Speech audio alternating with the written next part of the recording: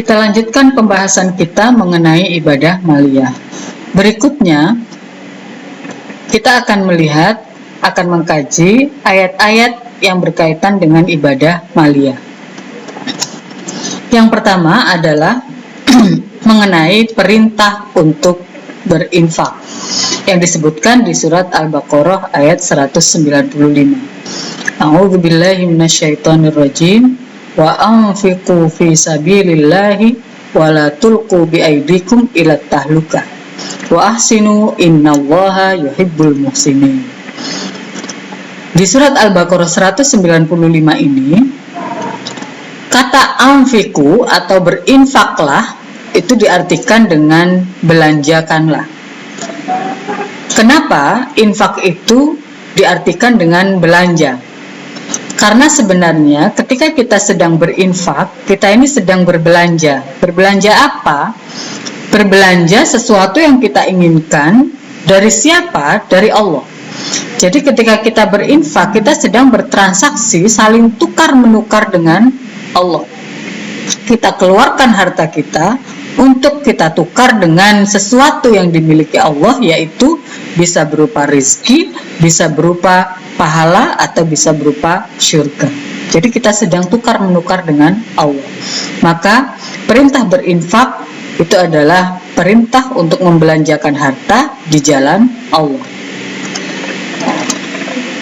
Siapa saja golongan penerima infak? Kalau golongan penerima zakat disebutkan di surat At-Taubah ayat 60, silahkan nanti dilihat ya, surat At-Taubah ayat 60. Golongan penerima infak berbeda lagi dengan golongan penerima zakat. Di Al-Baqarah 215, A'udzubillahi minasyaitonirrajim, yas'alunaka madza yunfikun. Mereka bertanya tentang apa yang mereka nafkahkan atau infakkan. Qul ma anfaqtum min khairin falil walidaini wal aqrabina wal yatama wal masakini wabnis sabil. Jawablah, apa saja harta yang kamu nafkahkan hendaklah diberikan kepada ibu bapak, kaum kerabat, anak-anak yatim, orang-orang miskin, dan orang-orang yang sedang dalam perjalanan. Jadi di sini kita pahami bahwa prioritas infak itu adalah kepada kaum kerabat terlebih dahulu, apakah itu ibu bapak atau kerabat-kerabat dekat kita. Jadi ketika kita memilih untuk berinfak, cobalah dilihat ibu bapak kita, kaum kerabat kita, apakah mereka orang-orang yang berhak untuk diberikan infak atau tidak. Jangan-jangan ketika kita memberikan infak di luar keluarga kita, ternyata keluarga kita adalah keluarga yang kurang mampu. Misalnya ada ibu bapak kita yang kurang mampu atau kerabat-kerabat kita yang kurang mampu. Maka prioritas infak adalah kaum kerabat terlebih dahulu, baru kemudian keluar dari kerabat kita. Lalu kita lanjutkan, apa saja pahala yang dijanjikan Allah ketika kita berinfak. Di surat Al-Baqarah 245, man dzalladzi yuqridullaha qardan hasanan fayudha'ifahu lahu ad'afan katsira wallahu yaqbidu wa yabsutu wa ilaihi turja'un.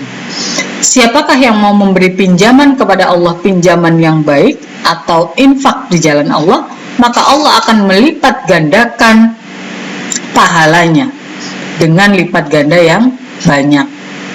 Dan Allah yang maha menyempitkan dan melapangkan rizki seseorang. Nah, dijanjikan oleh Allah, pahala infak itu akan dilipat gandakan oleh Allah. Nah, berapa lipat ganda yang dijanjikan oleh Allah? Dilanjutkan di surat Al-Baqarah ayat 261. Matsalul ladzina yunfiquna amwalahum fi sabilillahi kamatsali habbatin ambatat sab'a sanabila fi kulli sumbulatin mi'atu habbah. Wallahu yudha'ifu liman yasha' wallahu wasi'un alim. Perumpamaan nafkah yang dikeluarkan oleh orang-orang yang menafkahkan hartanya di jalan Allah adalah serupa dengan sebutir benih yang menumbuhkan 7 bulir pada tiap-tiap bulir 100 biji. Jadi Allah melipat gandakan seperti Allah melipat gandakan sebutir benih yang kita tanam tumbuh menjadi 7 bulir, dan kemudian tiap bulir berisi 100 biji. Nah, kurang lebih kalau di total ya 700 kali lipat. Allah melipat gandakannya sebanyak 700 kali lipat. Kita berinfak 2.000, bisa jadi Allah akan melipat gandakannya 700 kali lipat. Jadi berapa? 1.400.000. Tapi itu hitung-hitungan logika ya.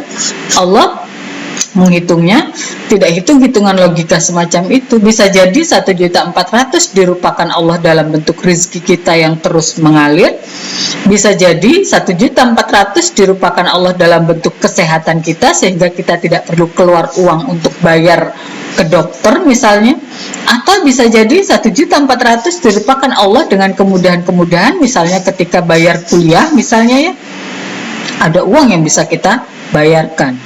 Nah, bisa jadi dalam bentuk-bentuk semacam itu, atau dalam bentuk pahala yang kemudian akan dirupakan dalam bentuk surga yang kita dambakan. Jadi 700 kali lipat itu dalam bentuk yang kita tidak pernah ketahui, hanya Allah yang berhak untuk melipat gandakannya. Namun ada syarat yang harus kita penuhi agar infak kita benar-benar dilipat gandakan oleh Allah. Apa syaratnya? Di surat Al-Baqarah ayat 262. Alladzina yunfiquna amwalahum fi sabilillahi tsumma la yutbi'una ma anfaqu manna wala adza. Lahum ajruhum inda rabbihim wala khaufun 'alaihim wala hum yahzanun. Orang-orang yang syaratnya adalah orang-orang yang menafkahkan hartanya di jalan Allah, kemudian mereka tidak mengiringi apa yang dinafkahkan itu dengan menyebut-nyebut pemberiannya dan dengan tidak menyakiti perasaan si penerima. Nah, barulah mereka mendapatkan pahala yang dijanjikan Allah. Jadi syaratnya adalah, kalau di sini ya, mereka tidak mengiringi apa yang dinafkahkannya itu dengan menyebut-nyebut pemberiannya, alias kalau dalam bahasa Jawa disebut diundat-undat gitu. Dan dengan tidak menyakiti perasaan si penerima. Kita kasih dia uang berapa gitu, tapi dengan komentar yang menyakitkan hati. Nah, yang demikian tidak akan mendapatkan pahala dari apa yang kita infakkan atau sedekahkan. Jadi itu syaratnya ya. Lalu di ayat berikutnya 63 dan 264 yang artinya perkataan yang baik dan pemberian maaf itu lebih baik dari sedekah yang diiringi dengan sesuatu yang menyakitkan perasaan si penerima. Kemudian di 264, hai orang-orang yang beriman, janganlah kamu menghilangkan pahala sedekahmu dengan menyebut-nyebutnya dan menyakiti perasaan si penerima, seperti orang yang menafkahkan hartanya karena riya kepada manusia dan dia tidak beriman kepada Allah dan hari kemudian. Maka perumpamaan orang yang semacam itu adalah perumpamaan orang yang menafkahkan hartanya tetapi dengan menyakiti perasaan si penerima.